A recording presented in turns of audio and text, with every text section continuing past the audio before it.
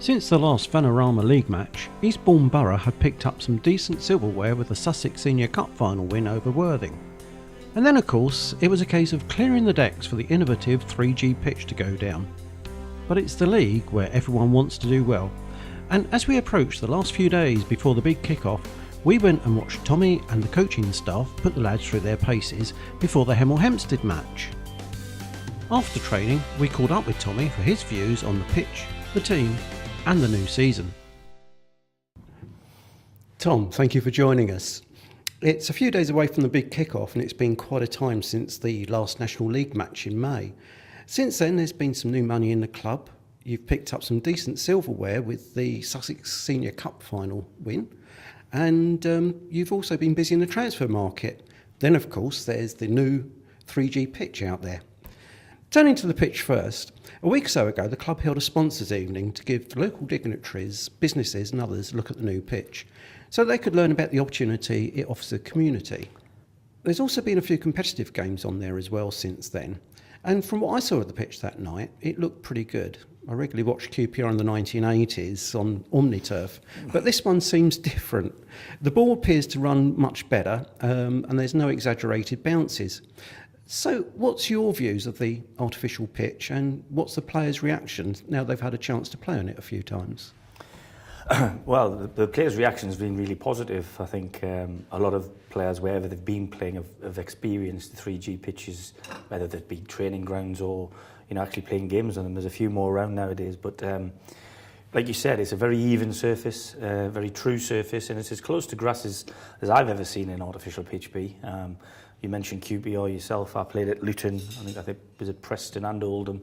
All had plastic pitches in their time, and quite simply, they weren't anywhere near remotely like replacing grass. In my opinion, then we used to wear trainers and pimples on there, so it was a very, very different surface. So obviously, we had a taste of it last year. Firstly at Maidstone, and then again at Sutton, and Sutton in particular was very impressive. I thought and it was obviously newer than Maidstone. So, we've got a true surface, we've got a constant surface, and what it does is it really helps our planning for training sessions.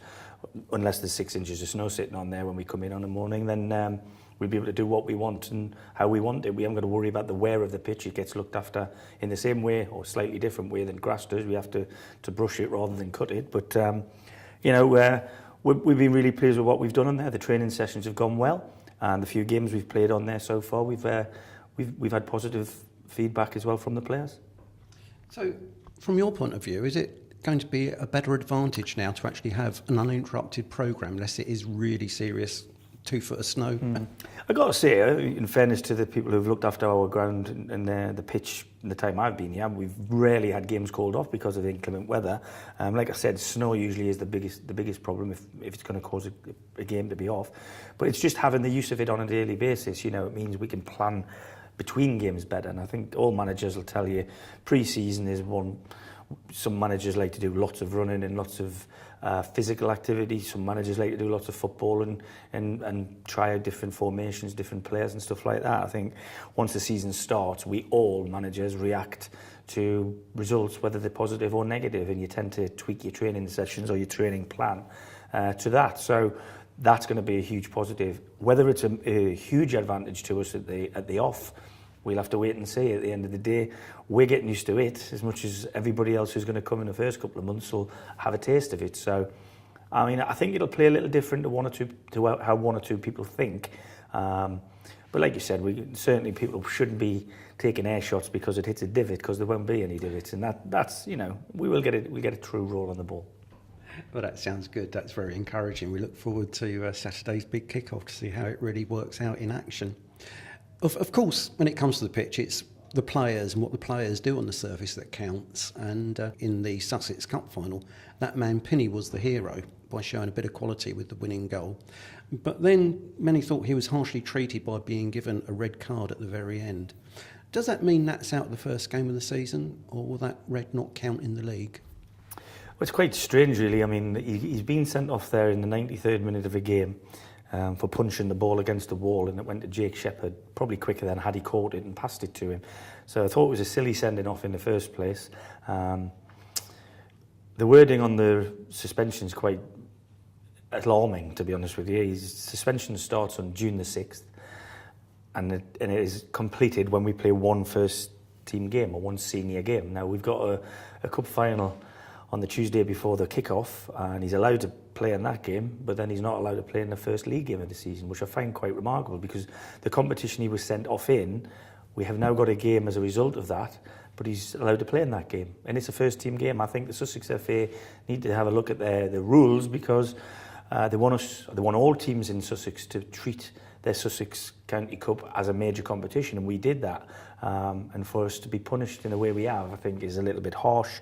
Very tough on Nat, to be honest with you. He had a fantastic season last season, culminating in him scoring a winner in a cup final. So soured the end of his evening, but not the fact that he helped us win the game. So unfortunately, he will miss the Hemel Hempsted game, but he'll be available to come back in against Hampton and Richmond. But he's trained ever so well throughout the pre-season, and thankfully in the last week to 2 weeks, him, Jamie, Gavin, Miguel, all our forward-thinking players have looked a lot sharper, and I think this is the time that we want them to start looking sharp, not back in beginning of July when we first come back. So Nat's all right tomorrow night against Horsham in the Charity Shield? Well, he's available to be picked, yeah. Obviously, I've got half an eye on Saturday, so whether he starts the game or not, I've yet to decide, but obviously we've got it's the most important game because it's the next game, and like you said earlier, it's another chance to get a little bit more silverware. And I keep saying this to the players, it mightn't be the biggest competition in their world, but it certainly is the biggest competition tomorrow for them. And, players, whatever level you play at, you don't win many cups or trophies and stuff. So when one comes along, it's important that you grasp that opportunity. So we'll be going there as strong as we can, and hopefully we can do what we did down there in the semi-final at Lancing when we managed to turn over Bognor to get ourselves to the Amex. So it'd be nice to revisit that place, and their pitch is the same as ours, so it shouldn't hold any problems for us. You mentioned some of the players there from last season, and since the Sussex Cup there has been some comings and goings, and we've lost some of the players that played in that final. You've used the sponsors' evening and friendly matches to run your eye over a few new players, and you announced 4 new signings yesterday. Overall, have these comings and goings matched your plans for the close season, or have you found yourself trying to react to the events? It's been strange, actually, pre-season. Usually, I think the standard of the trialists we got in early on have been, for want of a better excuse, not as good as the standard that I expected them with the backgrounds that they had. That said, I do know, because of the contacts I've got in the game, that the professional clubs, certainly in the league, they're keeping their trialists around much longer than they usually did, because most of the first teams go away for a long time and they need bodies around the surplus squad, if you like. So we've had to wait that little bit longer to get a little bit better quality through the door to have a look at in the first place. So the 4 signings you're talking about there, we've done it on a temporary basis, so they're going to be available to us to play in our first team, part of our squad, and they've got a chance, because I haven't seen enough of them, to earn themselves a longer deal. On the flip side of that, we brought in Josh Hare, who's at the younger end of the age scale, but we brought in Brian Dutton and Mark Hughes, who are tipping the other balance. And I think the fact that we've looked at both ends of the age range has been important, because we obviously want the youthful enthusiasm of people who are striving to get better in the game, but we also, I think it's been very evident on occasions, other than Ian St Pemba and possibly Craig Stone, we haven't really got that many lads who've got a huge amount of game nous, game intelligence, game experience. So Mark and Brian in particular will certainly give us that, and I think they will help the guys they play immediately next to, and they'll certainly have that experience in the dressing room that I've been looking for. So do you think some of these changes will help balance out some of the extremes from last season, where 1 minute we were up the top there looking at a potential playoff place, and the next minute we were fighting? Yeah, well, I never ever thought we were in any sort of trouble, because on the Easter weekend, which was only a couple of 3 weeks before the end of the season, we were within a couple of points of the playoffs.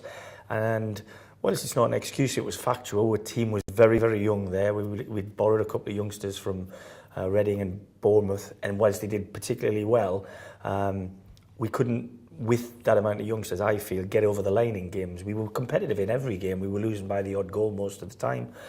So I didn't read too much into that. What I do think is the lads that we've brought in to replace the loanees and the one or two that have left the club, their pedigree at this level, certainly the older guys, are of coming from winning backgrounds. And the type of people that they are, they're leaders in their own right. So I think they'll help the younger guys that we've recruited this year. And of course, we've got the young lads in the building already, like Lewis Carey, now Charlie Horlock, Ryan Worrell, Riley Tate, who they need people around them who are a little bit more experienced in game knowledge. And like I said, I'm hoping that we've got the right blend, because if the chalk meets the cheese, for want of a better expression, then I think we've got a decent squad in here. But it doesn't mean I'm finished with signing things. I think I've used the money particularly well so far, and there might be one or two still out there that I think we can bring in. If they become available, then I've got the room to do that. Well, it's always good to have a little bit of leeway there in these situations. So, as you say, you've been experimenting and you've got new guys. Are you fairly close to what you think is going to be your starting lineup for the season?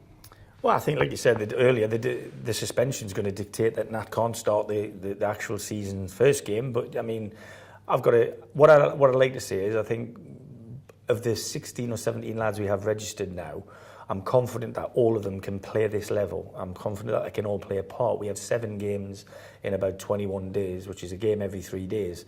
And I'm sure that most of them guys will start a game at some stage in August.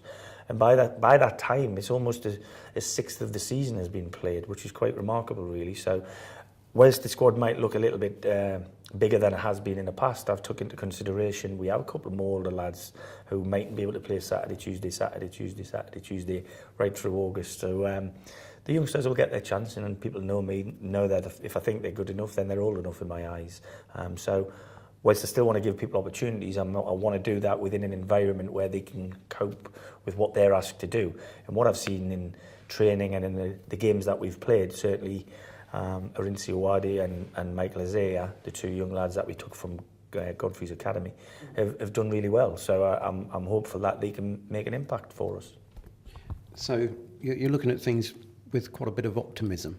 Absolutely. I've always been a half full type of guy. I look at what we have, and I think it's better than what we had last season. I think it's deeper in terms of there's not so many that I would be a little less wary of starting in games. I've got more starters now, but that also brings different problems for a manager, because everybody wants to start, and I'm sure there'll be 1 or 2 people on the bench, whether it's Saturday or next Tuesday or whenever, that the general fan at Eastbourne Borough will be surprised that they're not in the first 11. But it's a squad game, without a shadow of a doubt. The players are very much aware that it's all about us as a whole group, not them as individuals, and not me as an individual. So it's about getting off to as good a start as we have done in the last 2 seasons, but look to carry it on. And that means we need the depth in the squad. That's right, because recently you've actually got off to really good starts overall, and then there's been a few hiccups along the way. Yeah, like I said, it's always been, I think, a course and distance thing. We haven't had enough people who've been able to stretch themselves over the 40-odd games. But the last couple of seasons, I think we've done particularly well in the Augusts. So it's something that we hope that's a result of how we prepare them for the season. And we've done very little different to what we did last year in terms of our preparation and our game time with the players. So we feel they're ready. They'll know themselves. They'll feel ready. And like I said, 1 or 2 will have a little bit of disappointment in not starting the game. But as long as they approach the game as a team member, then I've got no problem with that. So overall, what are you looking for this year? A team that is balanced, solid and consistent, to sort of maybe think in terms of next year? Or are you looking to challenge at the top and make a break for it this year? Yeah, I think it's important from my point of view that 2 things. I think we have to have a stable financial footing as a football club. I think I've brought that. I think I've helped to bring that to the club, and we've managed on a shoestring for quite a while. People are going to think that there's going to be a shed load more money to spend, and there might well be, but I don't think it means you have to go and plunge it all straight away and throw all your eggs into one basket. I think I've been here for 3 full seasons, and I think we've built great infrastructure behind the club. Now with the pitch going down, I want to be part of the longer term future, and I just feel it's important we don't change our ethos as a club. We need to build for the longer term, and if it comes along this year, great. If it doesn't, then I would like to think that we'd have built a better team, finished in a higher position, got more points, scored more goals, conceded less goals. So I want to build in every department, and we did that last year despite slightly falling behind by a couple of points, but the actual goals scored and goals conceded were better last year, so we were on the right track. Last year I think there were a lot more clubs in the league financially capable of getting out of the league. 2 went out that way and 1 went out that way, so you know, we've got to be mindful of, just because you've got a little bit more to spend, it doesn't guarantee you anything, but we feel we've brought the right people in, and we've got the right people at first team level on the coaching staff certainly to help these players go as far as they can take us. As you quite rightly say, it's becoming very competitive, not just on the pitch, but financially as well. And looking at the league this year, are there any particular matches that you're really looking forward to? Well, I just love playing football matches. Unfortunately, I can't play them anymore, but being involved in them, I haven't got any particular one. You know, at the end of the day, I've got people who I class as friends, or you know, certainly acquaintances that are managers in other teams. That's great to see them when we knock heads together for that 90 minutes. But you know, I think the bigger games, the derby games, you know, the Christmas period is always good to play. There's a good bit of banter goes between the two sets of fans, and usually with me chucked in there. But yeah, you know, the nicer venues are always nice to go to, and the teams, if it's ourselves, great. But if we're visiting a team who are top of the league, then it's always good to go and play the teams that are doing particularly well and see how you pit your wits against them. But I think the good thing about this league this year, it will be tighter. I think there's a lot more clubs will be on a more similar financial footing. There'll still be 1 or 2 that are way outspending everybody else, and that's up to them, you know. And like I said, come the end of April, we'll see who's got it right this time. Well, we keep our fingers crossed. Just to wrap up, have you got any messages for the fans as we start the season? Only that, yeah, I think the dynamic of the football club might have changed in the fact that we now have an artificial pitch. But I'd like to say that everybody who has an Eastbourne Borough badge on their shirt, whether they be 6-year-old or 60-year-old, can now have an affinity with the ground and the football club. And I'd love to see the older generation who come historically to watch us play home and away, bringing their kids along and bringing their grandkids along and get a new feel for the place. And I just feel the kids can now play on the pitch, they can train on the pitch, and they can play their matches on the pitch. It makes the identity of us as a community club much more important. And I can see it being a place with a great atmosphere down here. So I'd like them to come and support the first team, obviously, but make sure they come and see the kids play as well, because there's people out there every day now, and you can never say you can't watch football at Priory Lane because it's on all the time. And that's great news to end the interview on. Tommy, thank you very much. Good luck for the season, and let's look forward to the end of April, beginning of May, and well, just see where we are. Thank you. Fingers crossed. Thanks very much, Graham.